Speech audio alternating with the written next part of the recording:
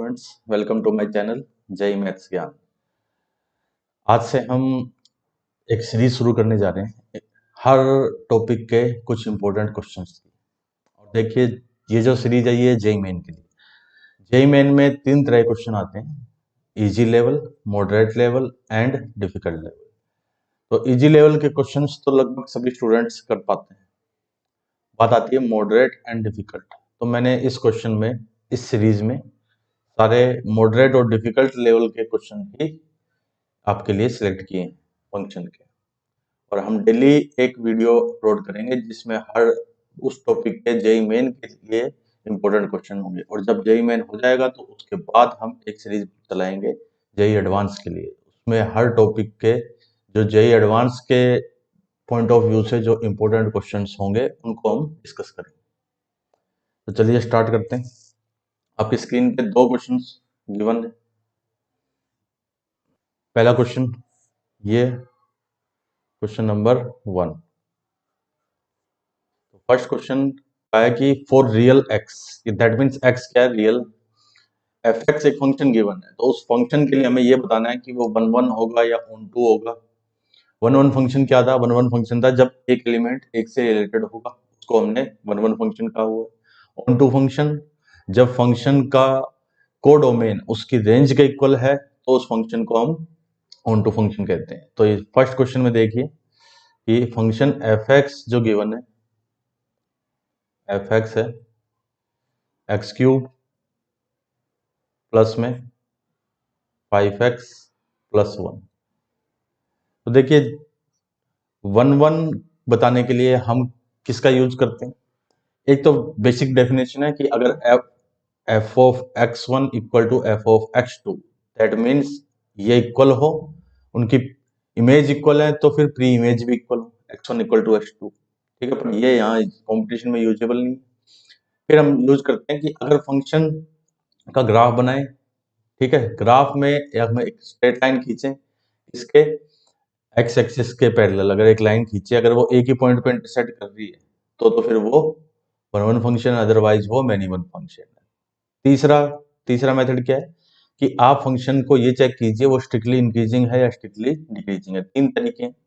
इन 3 से हम किसको चेक करते हैं? फंक्शन के 1 1 या मैनी वन की कंडीशन को चेक करते हैं।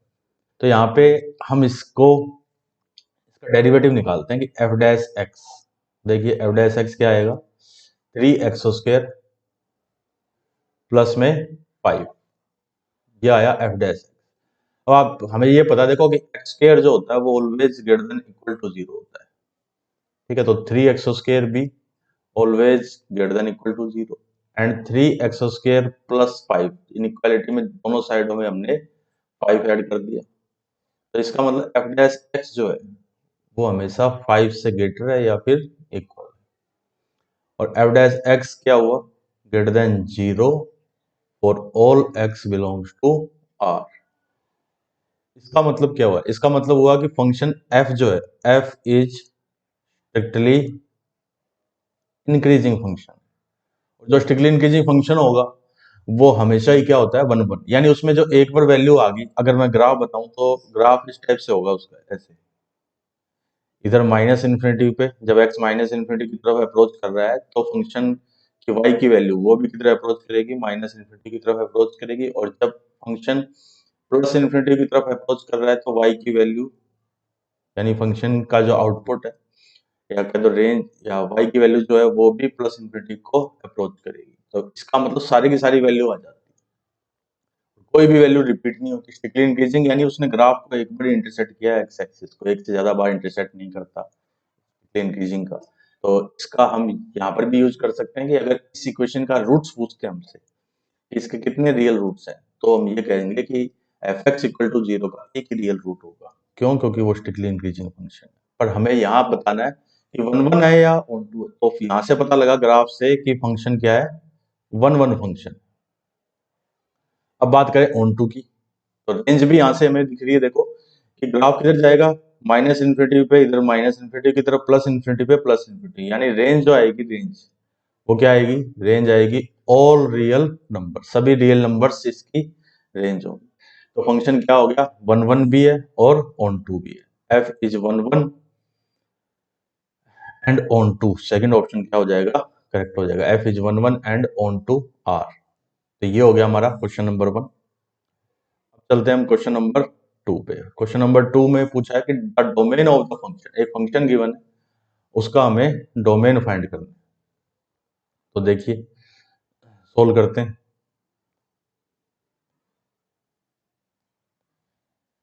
फंक्शन जो गिवन है उसको लिखा पहले मैंने कि एफ एक्स है 1/√ऑफ mod x minus x. mod x के कारण मैंने दो केस बनाए। केस फर्स्ट कि व्हेन x लेस देन 0, जब x लेस देन 0 है तो mod ऑफ x की डेफिनेशन इक्वल होती है माइनस एक्स के। तो mod ऑफ x की जगह हम लिखेंगे माइनस एक्स। तो ये बन गया 1 में माइनस एक्स यानी 1 में √ऑफ -2x। और इसको डिफाइन होने के लिए देखिए कि ये डिफाइन कब होगा, ये डिफाइन होगा जब -2x क्या हो, ग्रेटर देन 0, यानी x क्या हो, लेस देन 0। यहाँ से तो हमारे पास सारी की सारी वैल्यू आ गई। देखो हमने कहा था कि x लेस देन 0 है, तो यहाँ पे डोमेन भी यही मिला, यानी हमारा फाइनल तो आंसर यही बन गया केस फर्स्ट के लिए। अब आते हैं केस सेकंड में। Case second when x greater than 0, equal 0 हो नहीं सकता, इक्वल 0 के फंक्शन क्या है, नॉट डिफाइंड, इसलिए x ग्रेटर देन 0 लिया। इस केस में mod x की डेफिनेशन x। इस केस में देखो फंक्शन बनेगा क्या, f of x 1/x minus x। तो ये भी क्या हो गया, नॉट डिफाइंड बना। नॉट डिफाइंड बना इसका मतलब पॉजिटिव वैल्यू तो हम पुट ही नहीं कर सकते x ग्रेटर देन 0 से। तो डोमेन क्या आ गया, दोनों का इसका दोनों का यूनियन आएगा, केस फर्स्ट और केस फर्स्ट सेकंड का। तो x लेस देन 0, तो डोमेन बना x बिलोंग्स टू -∞ से लेके 0 तक। ये होगा इस फंक्शन का डोमेन। तो देखिए क्या आंसर बनता है, सेकंड ऑप्शन करेक्ट होगा, -∞ से लेके 0। तो ये हमारे 2 क्वेश्चंस हो गए हैं सोल्व जेईई मेन के पॉइंट ऑफ व्यू से। अब आते हैं हम इस क्वेश्चन पे। नेक्स्ट क्वेश्चन, इसमें कहा कि the domain of the function, एक फंक्शन गिवन है और इसका डोमेन फाइंड करना है हमें। और इसमें जो ये इन्वॉल्व है, ये क्या चीज है, ये है ग्रेटेस्ट इंटीजर फंक्शन।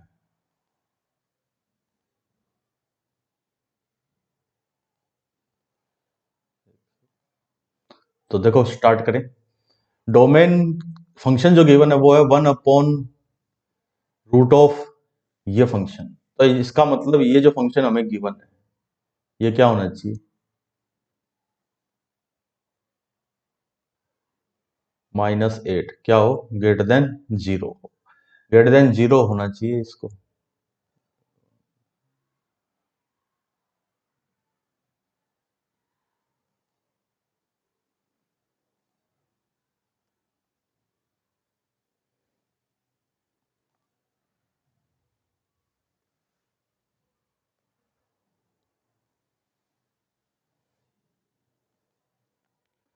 तो इसको देखो कुछ देर के लिए हम t एज्यूम कर लेते हैं, let greatest integer function of x equal to t। तो ये क्वेश्चन ऐसे बन जाएगी t² -2t -8 ग्रेटर देन 0। ये अब ये जो इक्वेशन है, ये एक इक्वेशन ही एक इनइक्वालिटी बनी। अब इस इनइक्वालिटी को सोल्व करने के लिए हम क्या करें,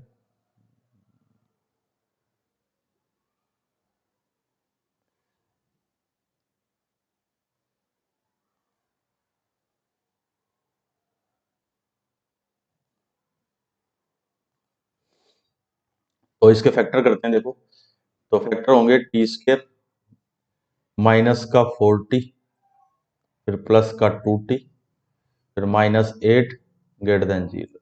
इट मीन्स t -4 इंटू में t +2 ग्रेटर देन 0।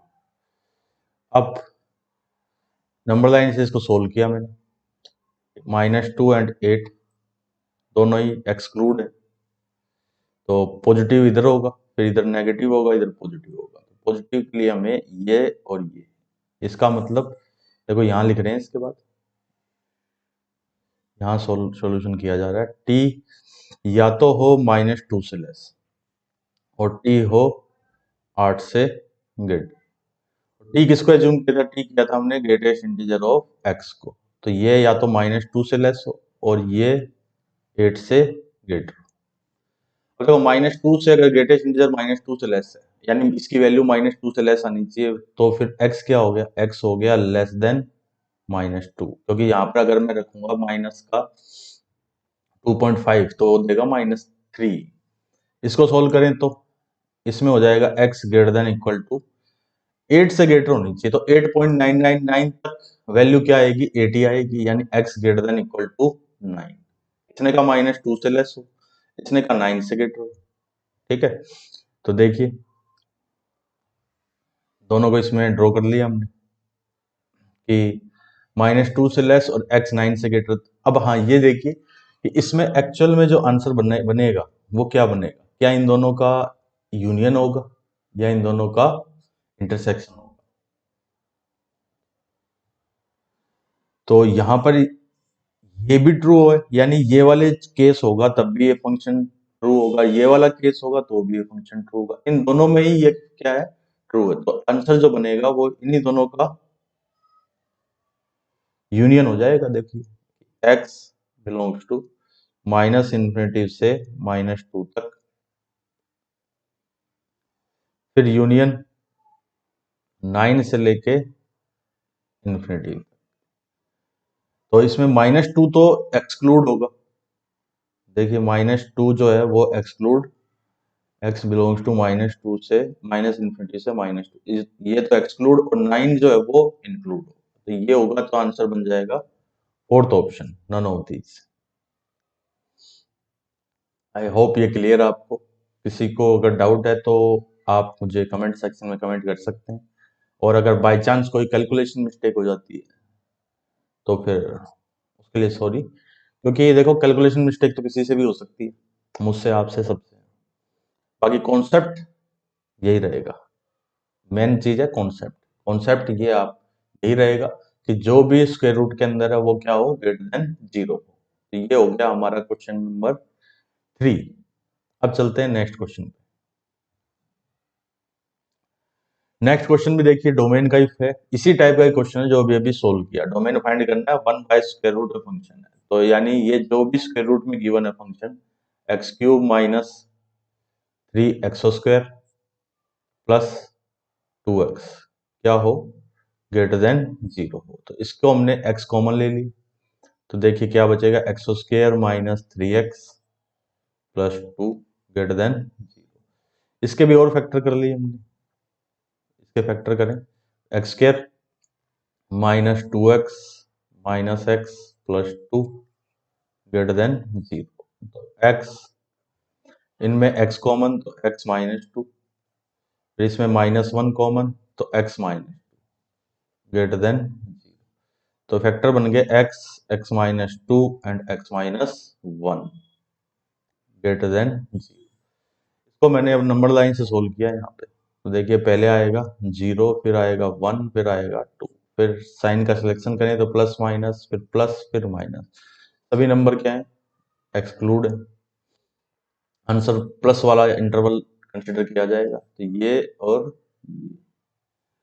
तो x बिलोंग्स टू 0 से लेके 1 तक, फिर यूनियन 2 से लेके इन्फिनिटी, ये हमारा आंसर होगा। तो ये है ऑप्शन नंबर 4, 0 से 1 यूनियन 2 से इन्फिनिटी। आगे बढ़ते हैं, देखिए नेक्स्ट क्वेश्चन पे। इसमें कहा कि द पीरियड ऑफ, अब ये पीरियोडिक फंक्शंस पे है ये क्वेश्चन। तो इसमें एक फंक्शन गिवन है कि f(x) है sin πx प्लस में फ्रैक्शनल पार्ट ऑफ x। अब देखो साइन एक्स जो होता है, ओनली साइन एक्स, उसका जो टाइम पीरियड होता है, टाइम पीरियड t, वो होता है 2π। हर 2π लेंथ के बाद साइन क्या करता है? अपनी वैल्यू को रिपीट करता है, या कहो उसका जो ग्राफ है हर 2 पाई इंटरवल के बाद वो ग्राफ क्या होता है, रिपीट होता है। Similarly fractional part of x, ये हर 1 यूनिट के बाद, 1 यूनिट के बाद अपनी वैल्यू को रिपीट करता है, या कहो इसका जो ग्राफ है वो हर 1 यूनिट लेंथ के बाद वो ग्राफ क्या होगा, रिपीट होगा। तो इसका टाइम पीरियड ये होता है। अब एक हमने ये पढ़ा होगा आपने फंक्शन में कि अगर कोई फंक्शन एफ एक्स का टाइम पीरियड टी है, तो एफ के एक्स का टाइम पीरियड क्या हो जाएगा, टी बाय मोड ऑफ के हो जाएगा। तो टी बाय मोड ऑफ के उसका टाइम पीरियड होगा।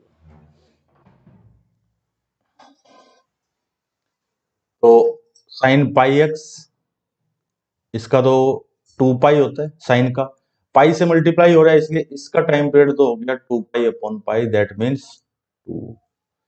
इसका टाइम पीरियड 1, तो इसका टाइम पीरियड 2, इसका टाइम पीरियड 1। और एक पीरियोडिक फंक्शंस की अगर आपने पढ़ा है तो उसकी थ्योरी में आपने ये पढ़ा होगा कि अगर फंक्शन एक एफ और जी है, इसका टाइम पीरियड t1 है, इसका टाइम पीरियड t2 है, एफ प्लस जी इसका टाइम पीरियड क्या हो जाएगा, t1 t2 इनका LCM, LCM of t1 t2। और अगर ये इवन फंक्शन है, कॉम्प्लीमेंट्री फंक्शन है, तो फिर t1 t2 का एलसीएम अपॉन में, तो यहां देखो 2 और 1 का एलसीएम, 2 और 1 का एलसीएम क्या आ जाएगा, यहाँ एलसीएम आ जाएगा 2। तो यही क्या हो गया, इस फंक्शन का टाइम पीरियड हो गया t। तो यानी सी ऑप्शन क्या होगा, करेक्ट ऑप्शन। क्लियर। चलिए नेक्स्ट क्वेश्चन पे चलें। अब आ गए हम इस नेक्स्ट क्वेश्चन पे। इसमें कहा कि ये function f x, function define है आर से आर यानी रियल नंबर से रियल नंबर का, एफ एक्स मैनी वन है ऑन टू है, यानी वही 1 1 ऑन टू के बारे में डिस्कस करना। तो देखिए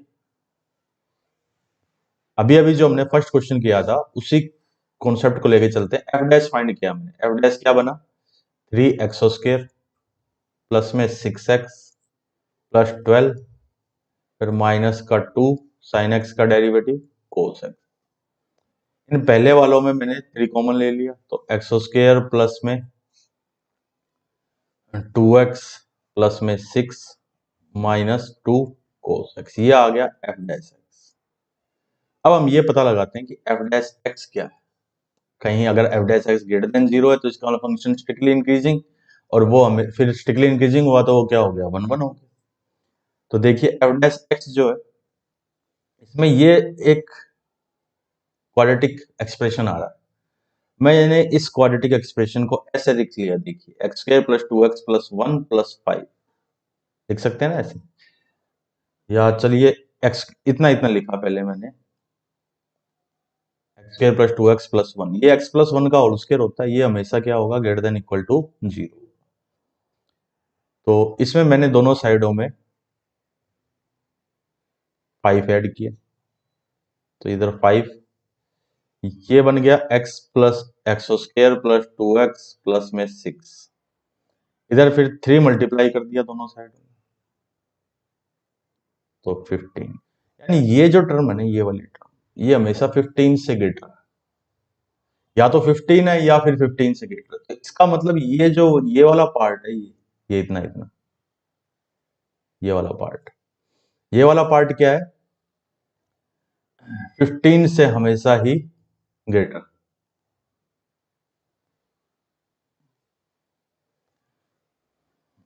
हाँ, ये जो टर्म लिखी इतनी, ये वाली 15 से ग्रेटर। अब देखो ये तो 15 से हमेशा ग्रेटर इतना, और ये वैल्यू कितनी जा सकती है, ये वाली वैल्यू, ये वैल्यू मिनिमम -2 और मैक्सिमम +2, यानी ये एक्सप्रेशन मिनिमम कितना हो सकता है, एफ डैश एक्स हमेशा 15 -2 से लेके 15 + 2 के बीच में होगा, यानी 17 से लेके 13 के बीच में होगा एफ डैश एक्स। तो इसका मतलब अब हम ये कह सकते हैं कि एफ डैश एक्स है तो हमेशा ही ग्रेटर देन 0, 0 से तो ग्रेटर है, और 0 से ग्रेटर है इसका मतलब function F f is strictly increasing function. F हमेशा क्या होगा? Strictly increasing function. और देखो क्यूबिक फंक्शन है, क्यूबिक फंक्शन में अभी देखिए अगर स्ट्रिक्टली इंक्रीजिंग है तो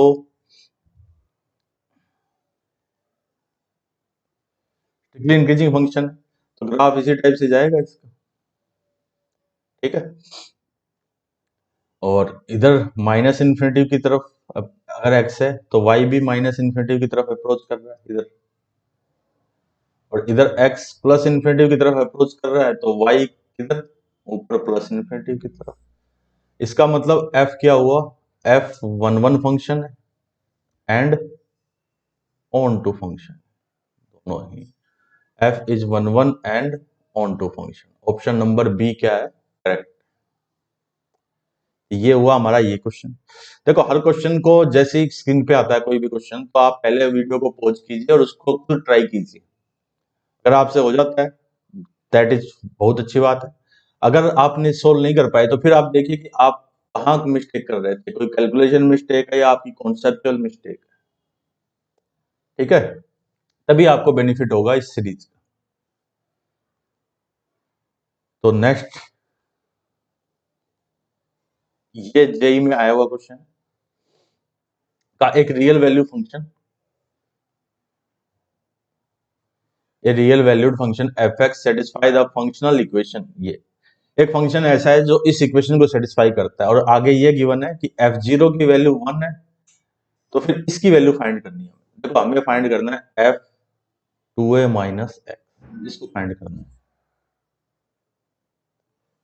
तो देखिए एफ टू ए माइनस एक्स को मैंने ऐसे लिख दिया, F a minus F a minus x minus, ऐसे लिख सकते हैं ना।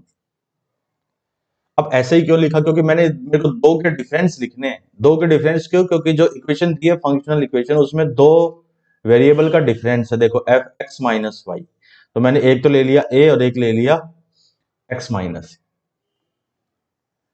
तो अब इसमें मैं इसी का यूज करूं। देखो ये तो होगी फर्स्ट एक्स, ये हो गया वाई, तो ये इस बार ये एक्स यहाँ पे, ये वाला वाई पूरा। क्या लिखेंगे? एफ ए इनटू में एफ एक्स माइनस, फिर माइनस में एफ यहाँ पे ए माइनस एक्स। देखो यहाँ पे क्या आएगा? ए माइनस एक्स। एक्स का मतलब जो आपने पहले लिया है, पहले मैंने क्या लिया है? ए लिया है, तो एफ ए माइनस है। फिर इनटू में एफ ए प्लस में वाई, वाई का मतलब जो सेकंड आपने लिया एक्स माइनस है, तो यहाँ लिख दिया एक्स माइनस। ये बना देखो एफ ए, फिर इनटू में एफ एक्स माइनस है,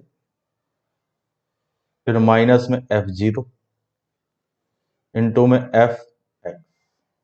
यहाँ ये कैंसिल हो गया। अब मुझे चाहिए एक तो एफ जीरो की वैल्यू, एफ जीरो की वैल्यू तो चलो गिवन है, एफ ए की वैल्यू चाहिए।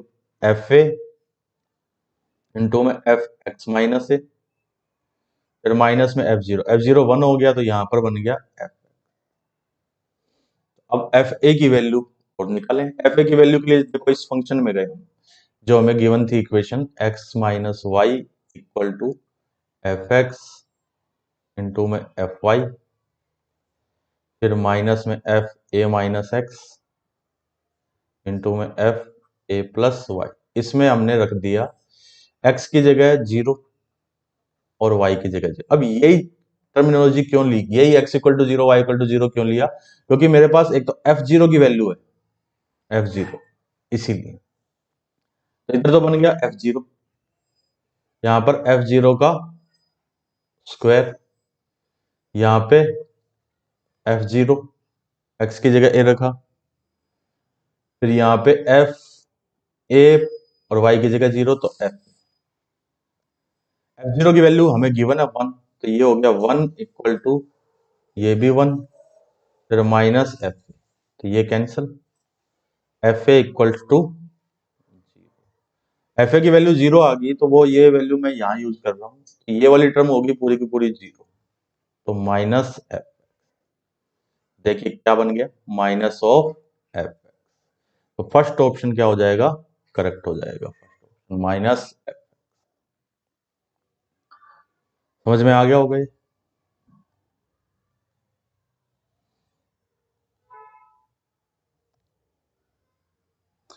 अब ये नेक्स्ट क्वेश्चन है, देखिए, number of values of x for which, यानी ये इक्वेशन सेटिस्फाई हो तो वो एक्स की वैल्यू हमें फाइंड करनी है। इट इज, देखो इसमें सबसे पहले ये ऐसे है क्वेश्चन, अगर मैं आपको ढंग से एक बार लिखूं तो,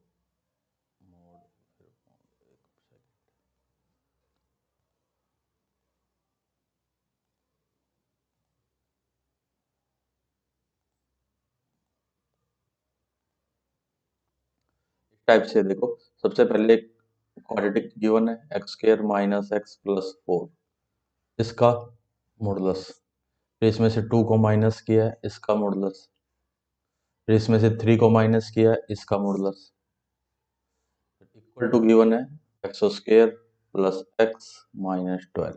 ये, तो हमें इस इक्वेशन को सोल्व करके बताना है कि ऐसी कितनी वैल्यू है जो इसको सेटिस्फाई करेगी। देखिए सबसे पहले इससे स्टार्ट करेंगे हम यहाँ से, कि ये जो हमें गिवन है इधर x square minus x plus 4, ये क्वाड्रेटिक एक्सप्रेशन, इसमें देखो ए तो 1 है, और इसका डिस्क्रिमिनेंट चेक करें तो 1 माइनस 16, डी क्या है, लेस देन 0, तो इसका जो ग्राफ होगा ना वो एक्स एक्सिस को नाइदर इंटरसेक्ट करेगा नॉट टच करेगा, यानी ये जो एक्सप्रेशन है ये वाला, ये ऑलवेज ही क्या है, ग्रेटर देन 0 है। तो x square minus x plus 4 always greater than 0, तो इसका मतलब इसके मॉडुलस लगाएं ना लगाएं ये तो हमेशा ही पॉजिटिव। तो ये जो वाले जो दो मॉडुलस है जिनको अंडरलाइन किया है मैंने, ये दो मॉडुलस क्या हो जाएंगे, हट जाएंगे। तो देखो क्या बन गई equation, x square minus x plus 4 minus 2, इसका मॉडुलस, फिर माइनस 3, इसका modulus, equal to x square plus x minus 12। इसको थोड़ा सिंप्लीफाई किया तो ये इक्वेशन बन जाएगी x square minus x plus 2, इसका मॉडुलस, फिर माइनस में 3 का modulus, equal to x square plus x minus 12।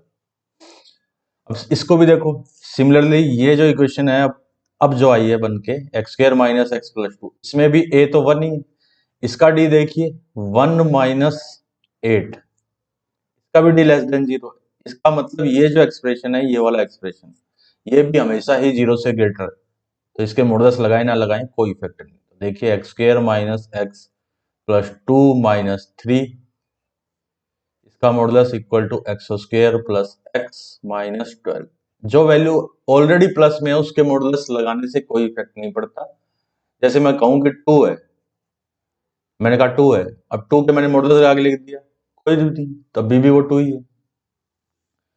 तो इस मॉडुलस को हटाया तो अब ये इक्वेशन देखो और थोड़ी सिंप्लीफाई होने के बाद ये ऐसे बन गई, x square plus x minus 12। अब सिमिलरली यही कॉन्सेप्ट इसके लिए लागू होगा कि देखिए x square minus x minus 1, इसमें भी ए 1, और इसका डी चेक करें, इसका डी बना 1, एक सेकेंड, माइनस 3 था ना, mod of x square minus x minus 1। अब इसका डी देखो कि 1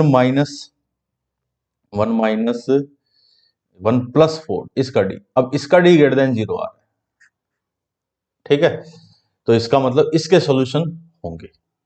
अब वो इसके सॉल्यूशन कैसे फाइंड करें, तो देखो दो केस बनाए हमने, केस फर्स्ट, कि जब x square minus x minus 1, एक second, 4 minus 2 plus 2, 2 minus 3 minus 1, कि ये जब क्या हो, ग्रेटर देन 0। अब ये ग्रेटर देन 0, तो इसके फैक्टर देखते हैं क्या बनते हैं, देखो एक्स स्क्वायर, या इससे निकाल रहे हैं factor, x equal to 1 plus minus root 5 upon, यानी ये पॉजिटिव कब होगा, जब x क्या हो, लेस देन हो 1 माइनस रूट 5 अपॉन 2 से, एंड x क्या हो, ग्रेटर देन हो 1 प्लस रूट 5 अपॉन 2। इस केस में ये ग्रेटर देन 0 होगा, तब मॉडुलस हट जाएगा, ये इस मॉडुलस को ये लिखेंगे हम, x square minus x minus 1 equal to x square plus x minus 12। तो एक्स स्क्वायर से एक्स स्क्वायर कैंसिल, ये इधर आएगा तो माइनस का 2x इक्वल टू ये इधर गया तो 11 माइनस का 11, तो फिर x इक्वल टू 11/2। 11/2 कितना हो गया 5.5। तो अब आप देखिए 5.5 इसमें आएगा, हाँ इसमें आता है, तो यानी एक तो ये आंसर करेक्ट है। अब आते हैं सेकंड में, केस सेकंड। देखिए केस सेकंड कि जब x square minus x minus one less than equal to 0, तब x क्या बन जाएगा, तब x बन जाएगा इसमें इस इंटरवल में 1 - √5/2 से 1 + √5/2 के बीच में। तो उस केस में इसको माइनस के साथ लिखेंगे, माइनस का x² plus x plus 1 equal to x² plus x minus 12, x² plus x फिर माइनस का 12।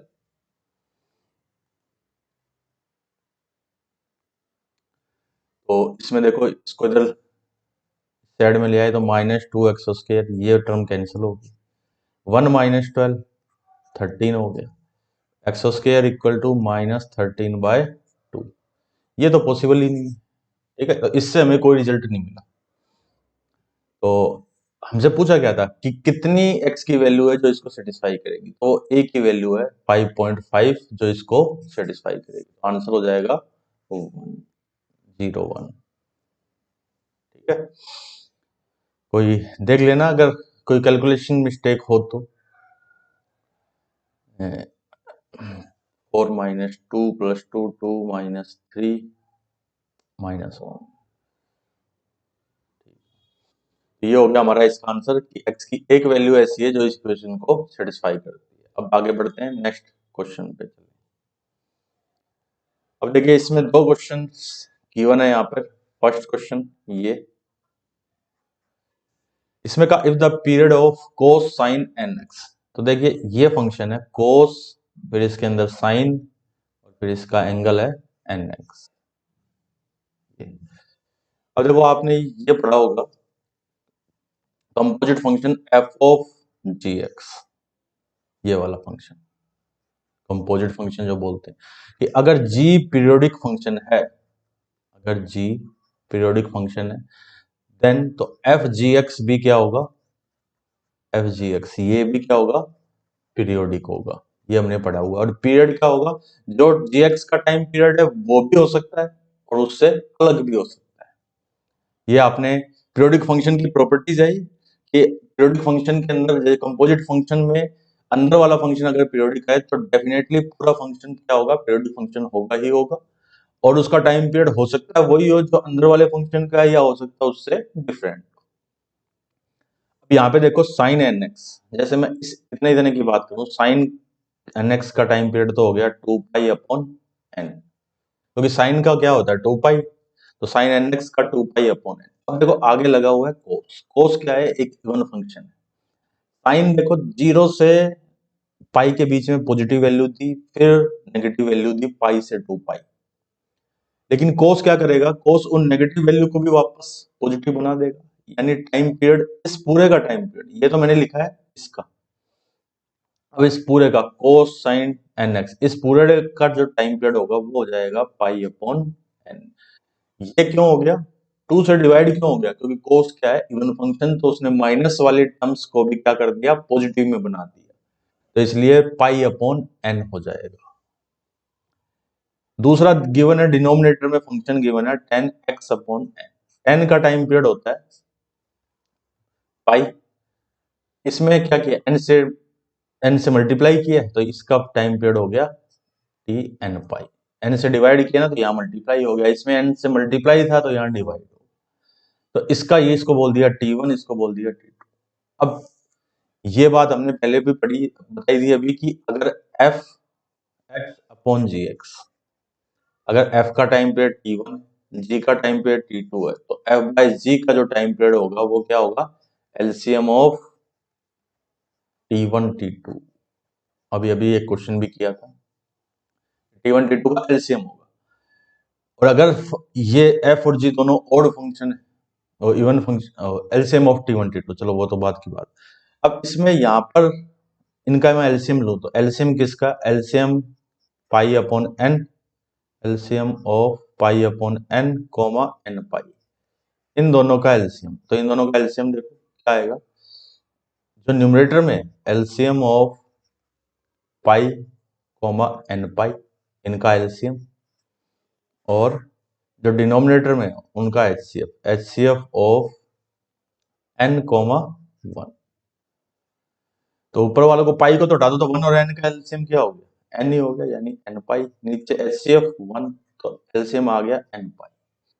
और हमें क्या क्वेश्चन में गिवन है कि इस फंक्शन का, इस पूरे फंक्शन का जो टाइम पीरियड है वो कितना है, 6 पाई। तो एन की वैल्यू हमने निकाला है, इस फंक्शन का टाइम पीरियड एन पाई आएगा। तो कंपेयर करें तो एन की वैल्यू हमें मिल गई 6, यानी आंसर हो जाएगा थर्ड ऑप्शन। कोई डाउट नहीं होना चाहिए। अब आते हैं देखो नेक्स्ट क्वेश्चन नंबर 2 पे। इसमें एक इक्वेशन गिवन है, देखो ये है क्वेश्चन नंबर 2 हमारा। यहाँ log इसका base 0.5 mod of x equal to 2 into का इस इक्वेशन के नंबर ऑफ रियल सॉल्यूशन, कितने रियल सॉल्यूशन होंगे। तो जब भी इस टाइप के वो क्वेश्चन आते हैं कि जिसमें ये पूछे इसके रियल सॉल्यूशन कितने हैं, तो हम उनका ग्राफ बनाते हैं, लेफ्ट हैंड साइड का ग्राफ और राइट हैंड साइड का ग्राफ, दोनों ग्राफ को प्लॉट करेंगे। उन एक ही उसमें, एक ही क्या बोलते हैं कोऑर्डिनेट एक्सेस पे दोनों ग्राफ एक में प्लॉट करें और देखें उनके इंटरसेक्शन पॉइंट कितने हैं। जितने उनके इंटरसेक्शन पॉइंट होंगे उतने ही उनके रियल सॉल्यूशन होंगे। तो यहां देखिए इसका ग्राफ बनाएंगे और इसका ग्राफ बनाएंगे।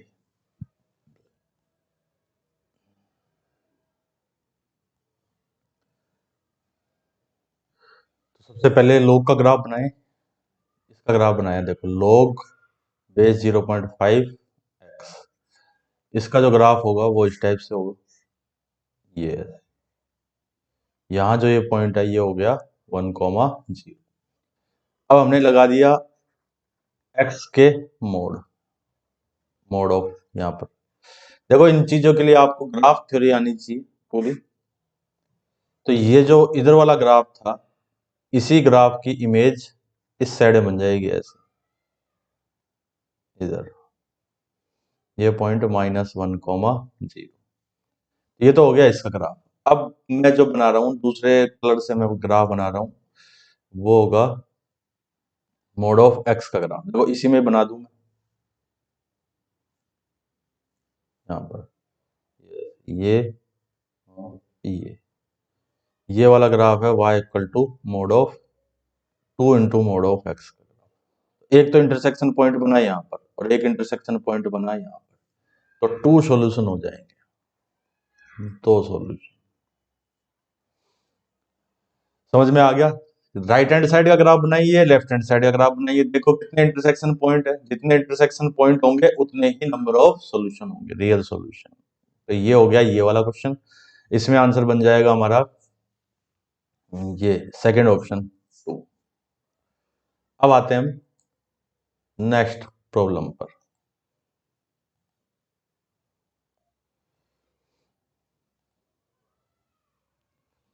तो देखो इसमें ये है फर्स्ट क्वेश्चन कि cot x plus cosecant x का modulus equal to mod of cot x। देखो इसके लिए एक कॉन्सेप्ट होता है कि अगर a प्लस बी का modulus equal to mod of a plus mod of b हो, इफ, तो ये तभी पॉसिबल है जब a इंटू बी क्या हो, ग्रेटर देन इक्वल टू 0। अब आप कहोगे कैसे आया, तो दोनों तरफ स्क्वायर करो और सिंप्लीफाई करो। मेरे को बता भी देता हूँ कैसे आया, कि ये बन जाएगा a square plus b square plus में 2a इंटू बी, इधर बन गया मोड ऑफ ए का square plus mod of b का square plus 2 mod of a into mod of b, दोनों बोथ साइड में स्क्वेयरिंग कर दी। ये तो कैंसिल हो जाएंगे क्योंकि ए स्क्वायर क्या होता है, मोड ऑफ ए स्क्वायर के इक्वल ही होता है। A into b equal to mod of a into mod of b. अब देखो ये वाली साइड तो हमेशा पॉजिटिव आएगी क्योंकि पॉजिटिव का मल्टीप्लाई है, यानी या तो ग्रेटर देन 0 आएगी या इक्वल टू 0 आएगी। तो इस वाली साइड को भी क्या होना चाहिए, ग्रेटर देन 0 या फिर इक्वल टू 0। तो यहाँ पे ये हो गया ए, कुछ नहीं करना, देखिए बिल्कुल सिंपल है, ये ए फिर प्लस में ये बी, फिर ये ए का मोड, ये बी का मोड। तो इस पे तो यही कॉन्सेप्ट लग गया कि cot x into cosecant x दोनों का मल्टीप्लाई क्या हो, ग्रेटर देन इक्वल टू 0। तो आप ये देखिए कोट यानी या तो ये प्लस हो, या इसका मतलब दोनों सेम साइन क्यों, या तो दोनों प्लस हो या दोनों माइनस हो।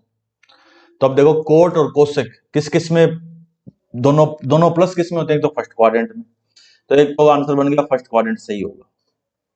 फिर दूसरा देखिए कि दोनों माइनस के कब होंगे, तो सेकंड में तो होगा नहीं, सेकंड में कोसेक। फोर्थ ऐसा है जिसमें दोनों माइनस के होंगे, तो कौन कौन सा देखो, 0 से पाई अपॉन 2 यानी एक तो फर्स्ट क्वाड्रेंट, और 3 पाई अपॉन 2 से 2 पाई यानी सेकंड क्वाड्रेंट। 2 पाई एक्सक्लूड है, क्यों, 2 पाई पे कोसेकेंट डिफाइन नहीं होगा, कोट भी डिफाइन नहीं होगा। फिर 0 भी एक्सक्लूड है, क्यों, क्योंकि 0 पे भी कोट और कोसेक दोनों ही डिफाइन नहीं होंगे। Pi by 2, 3 pi by 2 include क्यों है, क्योंकि उस पे दोनों की दोनों टर्म इक्वल टू 0 होगी। तो ये एक बिल्कुल बेसिक कॉन्सेप्ट पे था ये क्वेश्चन बेस्ड। अब आते हैं नेक्स्ट इस क्वेश्चन पे। The function f x equal to 0 has a distinct real solution and f also satisfy this equation. तो sum of all the 8 solution of f x equal to 0।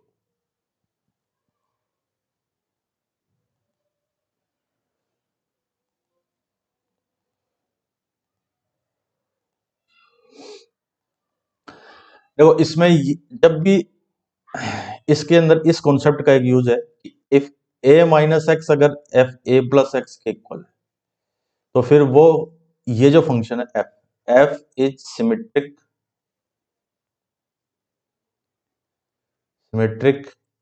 With respect to line x equal to ए।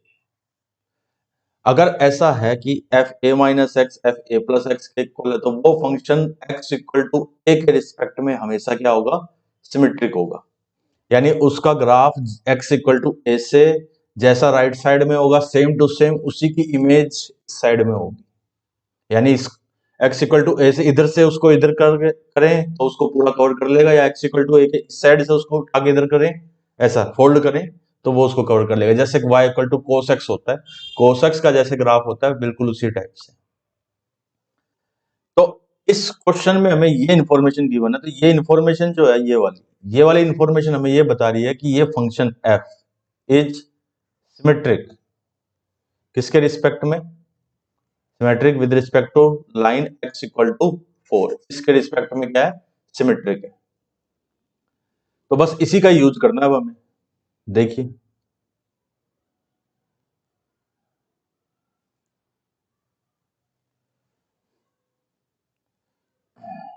अब इसका use कैसे करना है, देखो अब इतना तो कंफर्म है कि इसके 8 ये तो गिवन ही है कि 8 तो इसके सॉल्यूशन है ही, डिस्टिंक्ट और रियल सॉल्यूशन। तो अगर देखो मैंने ये लाइन खींची x इक्वल टू 4,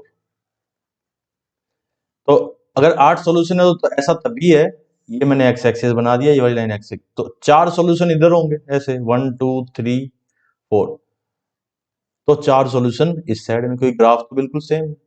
जैसे सॉल्यूशन x एक्सिस पे ही होते हैं, क्योंकि x एक्सिस पे ही y की वैल्यू 0 होती है। बस यही पॉसिबिलिटी तो बन सकती है। अगर आप कहोगे नहीं सर 8 हो गया 8 हो इधर, तो जैसा ग्राफ इधर होगा वैसा ही उधर होगा, तो 8 इधर तो 8 उधर 16 हो गए। तो यही पॉसिबिलिटी बन सकती है कि 4 इधर होंगे तो 4 इधर होंगे, तभी 8 सॉल्यूशन हो सकते हैं, वरना 8 नहीं हो सकते हैं।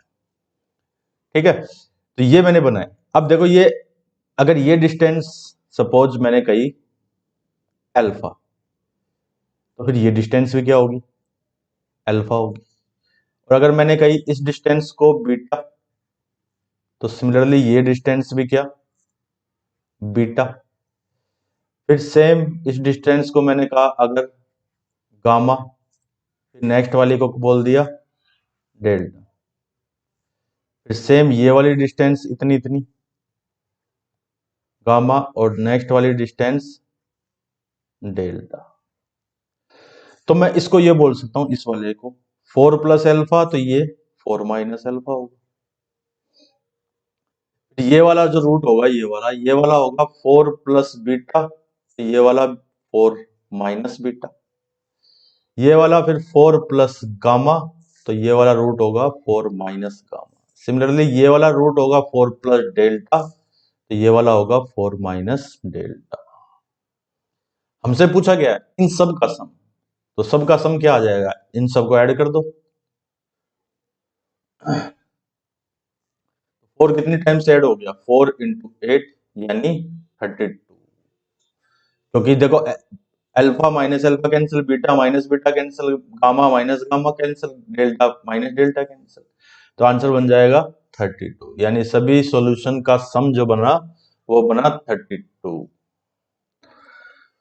तो ये मैंने आज आपको कुछ इंपॉर्टेंट क्वेश्चन कराए हैं फंक्शन के। कल नेक्स्ट टॉपिक पे आपको वीडियो मिलेगी, तो इन क्वेश्चंस को प्रैक्टिस कीजिए, और भी अगर कोई आपके पास मैटर हो तो उसको सोल्व कीजिए, और अपना जेईई मेन में अच्छा स्कोर गेन कीजिए। तो आज के लिए इतना ही, मिलते हैं नेक्स्ट वीडियो में। वीडियो अगर अच्छी लगी तो वीडियो को लाइक कीजिए, चैनल को सब्सक्राइब कीजिए, अपने फ्रेंड्स वगैरह को भी जो आपके जेईई की तैयारी कर रहे हैं उनको भी चैनल को सजेस्ट कीजिए, ताकि इस चीज का वो भी बेनिफिट ले सके। तो मिलेंगे नेक्स्ट लेक्चर में। Thank you.